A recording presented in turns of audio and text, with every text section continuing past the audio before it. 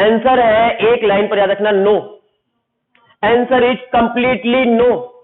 बच्चा मां के शरीर में कभी पैरासाइट नहीं हो सकता। एक तो देखो एस्थेटिकली भी सोचो, कई सारे रीजन बताएंगे आपको, आप अपना आंसर लास्ट में दीजिएगा। एस्थेटिकली बच्चे को मां के लिए पैरासाइट कभी हो सकता है, नहीं हो सकता, ऐसे भी सोच लो, है ना। लेकिन आपको साइंस के रीजन देते हैं। पैरासाइटिज्म होने के लिए अभी हमने बताया पॉपुलेशन इंट्रैक्शन है। पैरासाइट वर्ड कहां यूज करेंगे? दो पॉपुलेशन के बीच में जब इंट्रैक्शन होता है और एक को नुकसान हो रहा है और दूसरे को, यहां पर किसके कौन सी दो पॉपुलेशन है? ह्यूमन एंड ह्यूमन है। बच्चा भी ह्यूमन का ही है और मां भी ह्यूमन है। दो पॉपुलेशन है क्या? एक पॉपुलेशन के बीच में पैरासाइटिज्म कैसे होगा? बता रहे हैं तुम्हारे, तो सारे क्वेश्चन का आंसर दे रहे हैं। पहली बात कि बच्चा मां के लिए पैरासाइट नहीं हो सकता, पहला कारण, ठीक है। दूसरी बात, बच्चा ह्यूमन है, सेम स्पीसीज, ह्यूमन, होमोसेपियंस, मां भी उसकी होमोसेपियंस, सेम स्पीसीज से बिलोंग करते हैं। सेम स्पीसीज के दो ऑर्गेनिज के बीच में पैरासाइटिक रिलेशन हो सकता है क्या? पैरासाइटिक रिलेशन होने के लिए दो ऑर्गेनिज होने चाहिए, दो अलग अलग स्पीसीज के ऑर्गेनिज होने चाहिए, पहली बात।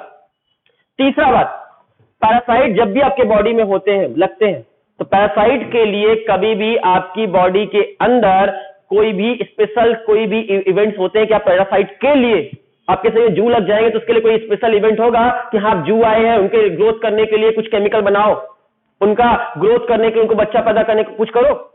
लेकिन जब बच्चा मां के गर्भ में होता है तो उसके लिए कई तरह के हार्मोनल चेंज होते हैं मां के शरीर में। प्लेसेंटा का फॉर्मेशन होता है, बॉडी में बहुत तरह के हार्मोनल चेंज होते हैं, बहुत तरह के ग्रोथ सब्सटेंस बनते हैं। आपके वो लेयर में आपके क्या बनता है? आपका वो फ्लूइड बनता है, फ्लूइड का नाम एमनियोटिक फ्लूइड बनता है। बच्चे के लिए, बच्चे के न्यूट्रिशन के लिए एमनियोटिक फ्लूइड बनता है, प्लेसेंटा का फॉर्मेशन होता है, कई तरह के हार्मोनल चेंजेस होते हैं मां के शरीर में। ये सब पैरासाइट के लिए भी होते हैं क्या? तो मां बच्चे के लिए ये रिप्रोडक्शन है, मां और बच्चे के बीच जो रिलेशन है वो रिप्रोडक्शन है, नॉट ही पैरासिटिज्म। रिप्रोडक्शन है, रिप्रोडक्शन करने के लिए टाइप है, type of reproduction, internal reproduction. It is not a parasitism, it is type of reproduction.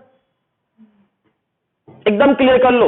ये क्वेश्चन आपके आईएएस ऑफिसर के एग्जाम में भी एक बार पूछा जा चुका है इंटरव्यू में, और एकदम क्लियर इसका आंसर एक वर्ड पे है, नो। अगर किसी ने यस कह दिया तो उसको खुद कंफ्यूजन था, क्योंकि मैक्सिमम बुक में ये क्वेश्चन मार्क करके ही लिख दिया है। यहां पे तो नहीं लिखा है, लेकिन मैक्सिमम बुक में बहुत सारी जगह पे हमने देखा है, तो है या नहीं बस बोल के क्वेश्चन मार्क कर दिया, तो उसने अपने हिसाब से आंसर दे दिया होगा। कुछ कंफ्यूजन हो रहा होगा जिसने भी बताया आपको, आप अपने हिसाब से जज कर लीजिए आंसर को। मैंने आपको लॉजिक दे दिए। पहली बात, दो पॉपुलेशन है ही नहीं। Parasitism is the relation between the two population. हमने पहले ही बताया, दो पॉपुलेशन के चैप्टर का नाम क्या है? इस हेडिंग का नाम जो पढ़ रहे हैं, पॉपुलेशन इंटरेक्शन। दो पॉपुलेशन के बीच में इंटरेक्शन, ए और बी नाम की पॉपुलेशन के बीच में। पैरासाइट के लिए कभी भी उसके बॉडी में कोई तरह के चेंजेस नहीं होंगे उसकी ग्रोथ और डेवलपमेंट करने के। उल्टा बॉडी क्या करता है? पैरासाइट के लिए मारने की कोशिश करता है उसको। हमारे बॉडी में कोई पैरासाइट आ जाता है तो हमारी बॉडी इवोल्यूशन करती है, किसके लिए? उसको एलिमिनेट करने के लिए, भी हम बताए। लेकिन बच्चे को एलिमिनेट करने के लिए हमारी बॉडी अडॉप्ट करती है, या उसको और ग्रोथ करने के लिए उसकी बॉडी, मां की बॉडी अडॉप्ट करती है, और ज्यादा उसके लिए फेवरेबल कंडीशन बनाने में लगी रहती है 9 महीने तक, जो पॉसिबल है, फेवरेबल है। इसलिए कहीं भी बच्चा मां के लिए पैरासाइट कभी नहीं हो सकता। लंगड़ा, लूला, अंधा जैसा बच्चा हो, मां का ही बच्चा होता है, उसके लिए हमेशा कभी पैरासाइट नहीं होता है। अपनी मां के लिए उसको आंखों का तारा ही होता है बच्चा। इंसान, ये सबसे अच्छा आंसर है। चलो अगली बात करते हैं। पैरासाइट दो तरह के हो सकते हैं, एक्टोपैरासाइट और इंडोपैरासाइट। एक्टोपैरासाइट कब कहेंगे? अगर पैरासाइट कहां लग रहे हैं? बॉडी की सरफेस में लग रहे हैं, होस्ट की बॉडी की सरफेस में चिपक रहे हैं, तो कौन से पैरासाइट कहलाएंगे? और अगर उसकी बॉडी के अंदर जाकर लग रहे हैं तो इंडोपैरासाइट। आपके सिर में जू जो लग रहे हैं वो एक्टोपैरासाइट है, इंडोपैरासाइट? एक्टोपैरासाइट है। तो देखो यार लिखा हुआ है, लाइस ऑन द ह्यूमन। जो लाइस है, LICE, लाइस, जू बोलते हैं जिसको, लाइस ऑन द ह्यूमन। ह्यूमन की बॉडी में लाइस लगे हैं, ली लगे, जो पढ़ते हैं आप, क्या पढ़ते हैं इसको? जो भी पढ़ते हैं, व्हाटएवर, जू बोलते हैं हम, जुआ। तो जो लग जाते हैं, लाइस लग रहे हैं, ये लाइस क्या है? ह्यूमन की बॉडी के लिए पैरासाइट है। कौन से पैरासाइट? एक्टो या इंडो? कुत्ते के शरीर में ट्रिक लगे हुए देखे होंगे, टिक, कुछ ऐसे गोल गोल लगा जाता है, वो कौन सा पैरासाइट है? तो टिक किसके शरीर में लगता है? डॉग के शरीर में टिक लगता है, ह्यूमन शरीर में लीस लगता है ना, लाइस। और मेराइन फिश, बहुत सारी समुद्र में मछलियां हैं, उन मछलियों के शरीर में भी कोपेपॉड, COP, कॉपपॉड, COPEPODE, जो पढ़ना है पढ़ लेना। कॉपपॉड्स लगते हैं, ये क्या है, मछलियों के शरीर में भी ये पैरासाइट है। कौन से पैरासाइट है? एक्टोपैरासाइट है, बाहर लगते हैं उसकी स्किन के बाहर। तो मछलियों में क्या लगता है? कॉपपॉड। कुत्तों में क्या लगता है? टिक। और ह्यूमन क्या लगता है? लाइस। ह्यूमन में जुए लगते हैं। ये सभी किसके एग्जाम्पल है? तीनों एग्जाम्पल एक्टोपैरासाइट के। आपने बचपन से पढ़ा होगा प्लांट क्या होते हैं? ऑटोट्रॉपिक ऑर्गेनिज्म होते हैं, अपना खाना खुद बना सकते हैं, फोटोसिंथेसिस कर सकते हैं, पढ़ा है ना? लेकिन आपको यहाँ पे लाइन गलत करके बोलते हैं कि कुछ प्लांट हेट्रोट्रॉपिक भी होते हैं, कुछ प्लांट ऐसे होते हैं जो अपना खाना खुद नहीं बना सकते। उसका नाम है कैस्कुटा। कैस्कुटा एक प्लांट है जो हेट्रोट्रॉपिक प्लांट है। ये प्लांट कभी भी फोटोसिंथेसिस नहीं कर सकता, फूड नहीं बना सकता, ऑटोट्रॉपिक ऑर्गेनिज्म नहीं है। एक ऐसा ऑर्गेनिज्म है हेट्रोट्रॉपिक ऑर्गेनिज्म है। इसके पास ना तो क्लोरोफिल होता है, ना इसके पास लीव्स होती, इस पेड़ में पत्तियां ही नहीं होती, क्लोरोफिल ही नहीं होते। बेचारे के पास ना तो क्लोरोफिल है ना ही लीव्स है, फोटोसिंथेसिस कर पाएगा तो कैसे जिंदा रहेगा? ये दूसरों का खाना छीन कर खा लेता है, पैरासाइट है, पैरासाइटिक प्लांट है ये। कैस्कुटा कैसा प्लांट है? पैरासाइटिक प्लांट है, हेट्रोट्रॉपिक प्लांट है। दूसरे प्लांट्स के ऊपर अटैक करता है और उसके शरीर से सारा न्यूट्रिशन सक करके निकाल लेता है। इसके पास शक्कर होते हैं, शक्कर की मदद से सक कर लेता है उसका न्यूट्रिशन और जिंदा रह जाता है। इसको आपने बहुत कॉमनली देखा होगा, येलो येलो कलर की बेल जैसा होता है। ये बेल समझते हो?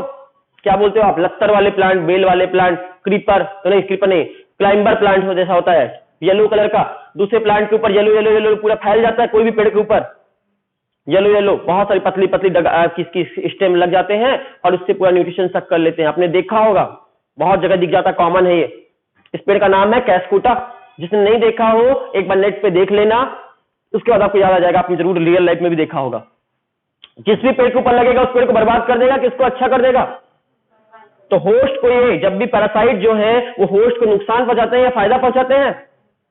नुकसान पहुंचाते हैं। बदले में उनसे फायदा लेते हैं और उसको नुकसान पहुंचाते हैं। इससे होस्ट कमजोर हो जाता है, वीक हो जाता है कि स्ट्रांग हो जाता है? वीक हो जाता है। वीक हो जाता है तो उसको पैरासाइट आराम, उसको प्रेडेटर आराम से खा जाएंगे कि नहीं खा जाएंगे? उसको प्रेडेटर आराम से खाकर चले जाएंगे। तो प्रेडेटर उसको मार देंगे। उसको क्यों मार दिए? क्योंकि इसने उसको बेचारे को कमजोर कर दिया अंदर से। तो पैरासाइट होस्ट को कमजोर कर देते हैं, वीक कर देते हैं, जिसकी वजह से प्रेडेटर उनको आकर मार देते हैं और इससे उनका पॉपुलेशन कम हो जाता कि नहीं हो जाता? तो होस्ट के पॉपुलेशन को कम कर देते हैं, रिड्यूस करते हैं पॉपुलेशन डेंसिटी को। किसकी? होस्ट की। कौन? पैरासाइट। उनको वीक करके अंदर से वीक कर देते हैं। इनको करना क्या चाहिए था? जब उनके शरीर में रह रहे हैं, उनसे फ्री फोकट का खाना खा रहे हैं, उनका फ्री फोकट का स्पेस ले रहे हैं, सब कुछ कर रहे हैं, रहना खाना सब फ्री है, तो उसका और हेल्प करना चाहिए। लेकिन करते हैं क्या? नहीं करते। उनको उल्टा नुकसान करते हैं, उनको मार देते हैं जान से। क्यों ऐसा करते हैं? तो कई सारी मैकेनिज्म अभी तक अनसॉल्व थ्योरी है। कुछ लोग का मानना है उनको शरीर बदलना होता, होस्ट बदलना होता, इस होस्ट से ऊब गए हैं, अब नए होस्ट में जाना है, पहले उसको मारना होगा, जब वो मर जाएगा तब दूसरे में अटैक करेंगे, दूसरे प्लांट पे। ऐसी बहुत सारी थ्योरी है। अब बात करते हैं इंडो पैरासाइट की। ऐसे पैरासाइट जो बॉडी के अंदर वाले पार्ट पे, बॉडी के इंटरनल पार्ट पे इफेक्ट करते हैं, जैसे कि लीवर पे, किडनी पे, लंग्स पे, आरबीसी पे। यहां पर कोई पैरासाइट रहेंगे तो कौन से पैरासाइट कहलाएंगे? इंडो पैरासाइट कहलाएंगे। एग्जाम्पल, प्लाज्मोडियम का नाम आपके दिमाग में याद होना चाहिए। प्लाज्मोडियम आपके कौन से पार्ट को इफेक्ट करता है? आरबीसी को करता है। और कौन से पार्ट को इफेक्ट करता है? लीवर को। तो लीवर में अटैक करता है और लीवर के बाद फिर आरबीसी पे हमला बोलता है। इंडो पैरासाइट है या एक्सो पैरासाइट है? इंडो पैरासाइट है ना? तो प्लाज्मोडियम इंडो पैरासाइट है। और जब बॉडी के अंदर जिंदा रहना है तो उसको बड़ा स्पेशलाइज होना होगा, बड़ी कॉम्प्लेक्स तरीके से रहना होगा, क्योंकि अंदर बहुत सारी डिफेंस मैकेनिज्म हमारे ह्यूमन की बॉडी के अंदर, तो बहुत ही कॉम्प्लेक्स होते हैं इंडो पैरासाइट, बड़े स्पेशलाइज होते हैं एक्सट्रीम से एक्सट्रीम कंडीशन में जिंदा रहने के लिए। अगला तीसरे टाइप का पैरासाइटिज्म। एक्टो समझ में आ रहा है, इंडो समझ में आ रहा, इन दोनों के अलावा आप तीसरे टाइप का पैरासाइटिज्म पढ़ा रहे हैं हम आपको। तीसरे टाइप का पैरासाइटिज्म का नाम है आपका brood parasitism. BROOD, brood, BROOD, brood parasitism. ये ब्रूड पैरासाइटिज्म क्या होता है? ये पक्षियों में देखने मिलता है, बर्ड्स में। आपने 3 इडियट मूवी देखी होगी, जहां पर स्टार्ट हुई है, पहली 2 लाइन स्टार्ट की, बताइए क्या बोलता है? जब वो 3 इडियट मूवी स्टार्ट होती है, जो वहां का डायरेक्टर होता है वो अंडे लेकर आता है, कुछ कहानी सुनाता है। वो याद है किसी को कहानी? नहीं है तो हम रिपीट कर देते हैं। कोयल और कौवे की कहानी सुनाता है वो। याद रखना, कोयल और कौवे कभी देखना, गर्मी का मौसम आएगा जब उनका ब्रीडिंग सीजन आएगा, गर्मी का मौसम, समर सीजन में बच्चे पैदा करते हो, दोनों अंडे देते हैं, कौवा भी अंडे देता है, कोयल भी अंडे देती है। लेकिन डिफरेंस ये है, कौवा अपना घर में देता है अंडे, अपना नेस्ट बनाता है, घोंसला बनाता है, और उस घोंसले पे अंडे देता है कौवा। और कोयल क्या देखती रहती है, कौवा ने घर बना लिए, अंडे दे दिए, कोयल आएगी और उसके बने बनाए घर पे उसके अंडों के बगल में जाकर अपने अंडे दे देगी। कौवे के अंडे के बगल में जाकर कौन अंडे देती है? कोयल। कौवे के अंडे के बगल में ही देती है हमेशा अंडे, अपने घर पे नहीं, खुद का घर बनाती ही नहीं, वो दूसरे के घर पे जाकर अंडे देके चली आती है। और कोयल के अंडे और कौवे के अंडे देखने में हर मामले में सेम होते हैं, साइज वाइज, कलर वाइज, सब मामले में इतने सेम होते हैं कि कंफ्यूज हो जाएगा कोई भी, कौन सा कोयल का अंडा है, कौन सा कौवे का अंडा है, पहचान भी नहीं पाओगे। कौवे का अंडा और कोयल का अंडा, दोनों का अंडा, क्रो मीन्स कौवा होता है और कोयल को बोलते हैं कुकू, हाँ, कोयल कुकू। तो कौवा और कोयल दोनों के जो अंडे होते हैं वो मॉर्फोलॉजिकली सेम होते हैं, कलर वाइज, उनकी साइज वाइज, तो बोलता है साइज एंड कलर, ठीक है, दोनों में ऑलमोस्ट सेम होते हैं, जिसकी वजह से रिसेंबल हो जाते हैं, मिक्स हो जाते हैं वो कौवा कोयल के अंडे। जब कौवा आता है तो क्या सोचता है, मैंने तो 2 अंडे दिए थे, ये 4 हो गए, कहां से आए? अब वो कंफ्यूज होता है। थोड़ी देर के लिए जो छोड़कर गया अपने छत्ते को, अपने नेस्ट को, छत्ता बोलते हैं, अपने घोंसले को, तो वहां पर कोयल अंडे देकर चली जाती है। अब वो बेचारी रोती रहती है कौवा, क्या समझेगी कौन सा मेरा वाला है, कौन सा उसका वाला है, किसको फेंक दे, किसको रख ले, अपने अंडे पहचान ही नहीं पाएगी, मेरा वाला कौन सा अंडा था, दूसरे का अंडा कौन सा था, अब किसको बचाए, किसको मारे। तो अब उसके पास कोई ऑप्शन नहीं बचता है। सोचो कोई लड़की के अभी बच्चा पैदा हुआ हो तुरंत, और उसके जहां पे उसका बच्चा रखा वहीं पे जाकर तुम दूसरा बच्चा एक और जाके रख दिया, कोई दूसरी लड़की ने जाकर अपना बच्चा रख दिया, मिंगल कर दिया। अब कंफ्यूज, उसको याद ही नहीं, अपना बच्चा पहचान ही नहीं रही, अभी तो पैदा हुआ है, कंफ्यूज, कौन सा वाला मेरा है, कौन सा वाला इसका था। अब क्या करेंगे बताओ?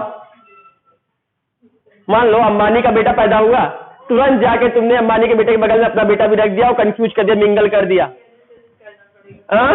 अब क्या कर, डीएनए टेस्ट तब मालूम चल जाएगा, लेकिन एनिमल्स के लेवल पे कैसे मालूम चलेगा? कौवा कैसे पहचाने कि मेरे अंडा कौन सा है, कोयल का अंडा कौन सा है?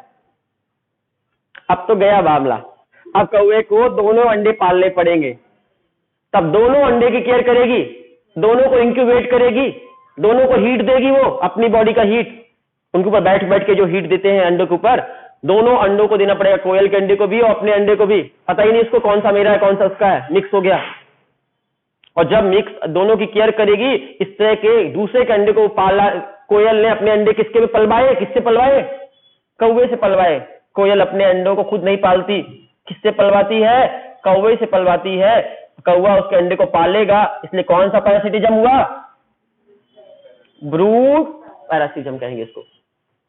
तो ब्रूड पैरासिटिज्म मतलब अपने अंडे दूसरे के छत्ते में देना। उसका फ्री फोकट में लॉजिंग यूज कर लिया उसने, ठीक है। आगे कहानी आपको थ्रिलर मूवी में मिलेगी। कोयल, और इसमें आपकी बुक लिखती है, कोयल और कौवे को ध्यान से देखो, जब वो समर सीजन में बच्चे पैदा करने का टाइम होता है तो उनको ध्यान से देखो और आपको समझ में आएगा कि कौन किस पे अंडे देता है, कैसे करता है। हमने आंसर दे ही दिया है आपको, कौन किस पे अंडे देता है। कौवा जाकर कोयल में देता है, कोयल जाकर कौवे देती है। कोयल आती है कौवे के ऊपर, बेचारा कोयल है, कौवा है यहाँ पर, बेचारा कौवा है।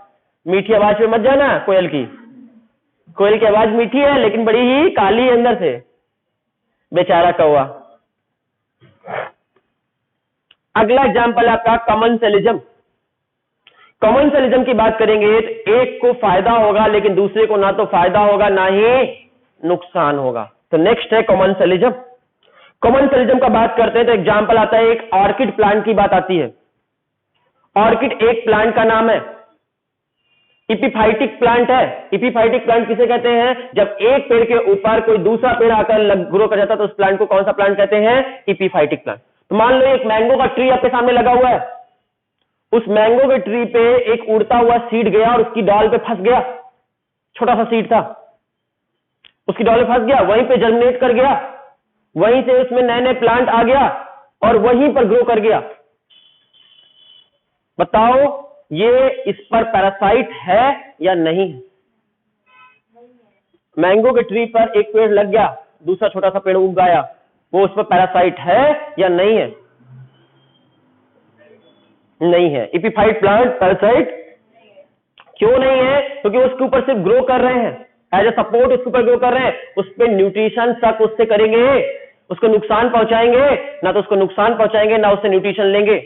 तो बताओ ये पेड़ कैसे न्यूट्रिशन लेगा? सोचना, एक आम का बड़ा सा पेड़ था, ये आम का मैंगो का बड़ा सा ट्री है, उसकी बहुत सारी ब्रांचेज हैं, यहां पर ब्रांच के बीच में यहां पर फंस गया एक सीड, छोटा सा नन्हा सा सीड ऑर्किड का। पानी बारिश का मौसम आया, जर्मिनेट कर गया और इसमें से एक प्लांट निकल कर आ गया बाहर। ये उसकी रूट प्लांट के शरीर में, मैंगो के शरीर के अंदर घुस जाएंगी कि नहीं घुसेंगी?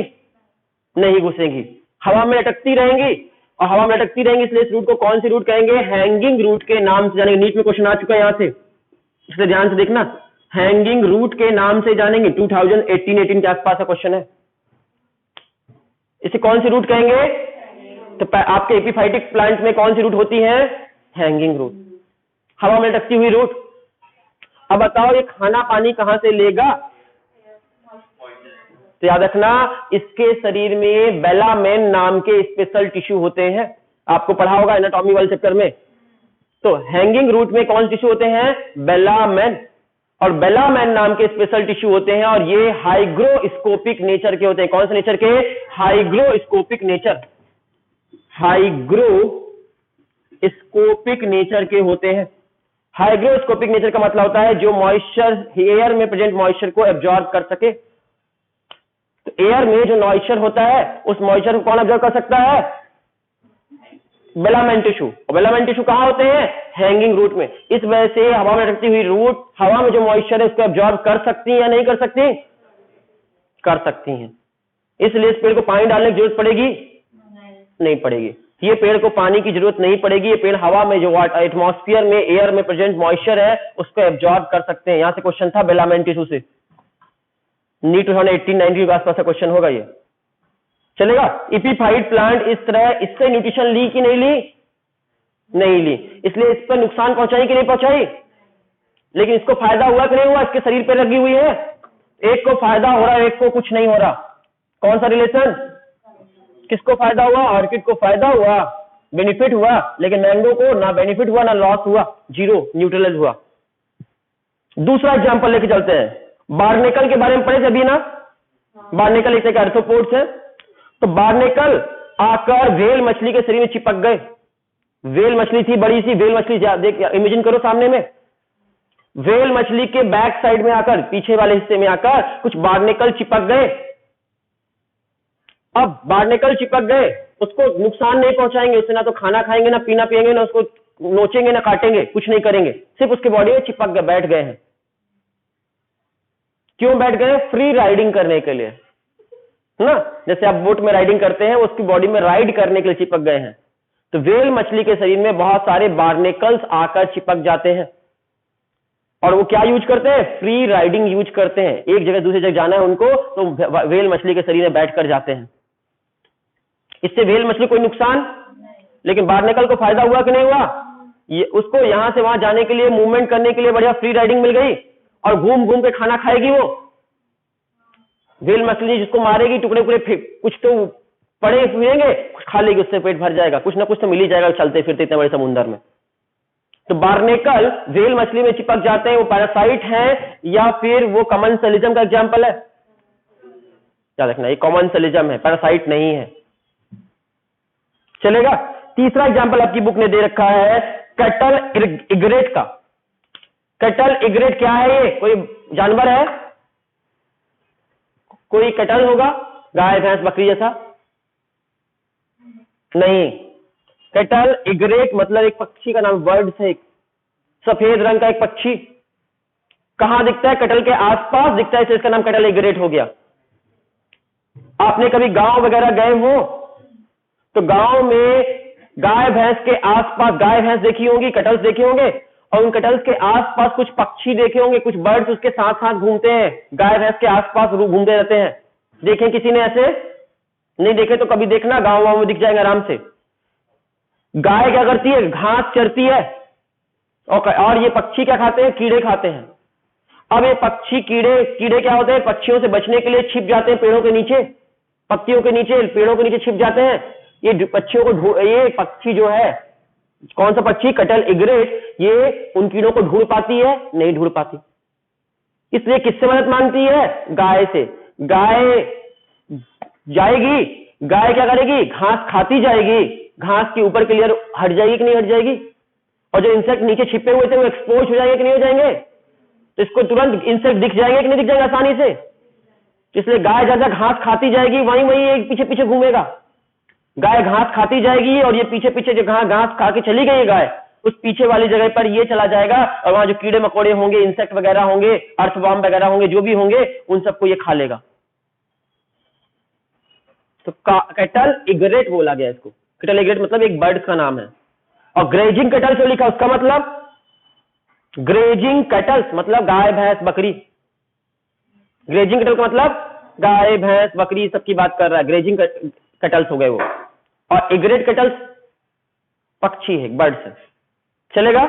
इग्रेट कैटल्स और ग्रेजिंग कैटल्स दोनों एक दूसरे के बीच में कौन सा एसोसिएशन है? कमेंसलिज्म का एसोसिएशन है। कैसे? किसको फायदा हो रहा है? गाय को कोई फायदा हो रहा है उस पक्षी के रहने से, लेकिन पक्षी को फायदा हो रहा है गाय के रहने से। हुआ कि नहीं हुआ? कैसे हुआ? गाय ने क्या कर दिया? एक्सपोज कर दिया किसको? हिडन बर्ड्स, हिडन इंसेक्ट को, और इसने आराम से डिटेक्ट करके उनको खा लिया। यही आपकी ये लाइन यहां पे कह रही है, इसलिए कमेंसलिज्म है। लास्ट एग्जांपल पढ़ लेते हैं, यही भी क्लास को खत्म भी करेंगे आज की। एक नाम आ रहा है एनेमोन का, एनेमोन, सी एनेमोन है ना, समुद्र रहता है इसलिए सी एनेमोन नाम है इसका। सी एनेमोन की सबसे खास बात है कि उसमें बड़े बड़े डंक होते हैं। क्या होते हैं उसमें? बड़े बड़े आपके स्टिंग्स होते हैं। स्टिंग्स मतलब डंक, ऐसे बड़े बड़े निकले हुए, और स्टिंग्स होते हैं, टेंटिकल्स होते हैं, स्टिंकिंग टेंटिकल्स होते हैं, उनके टेंटिकल्स में डंक लगे होते हैं, स्टिंक लगे होते हैं, डंक मारने वाले हैं ये। तो जो आपके सी एनेमोन होते हैं वो डंक मारते हैं, और इसकी वजह से कोई इनके आसपास आता है क्या? कोई इनके पास आना चाहेगा? डंक मारते सबको तो अच्छा ठीक है, अच्छी बात है।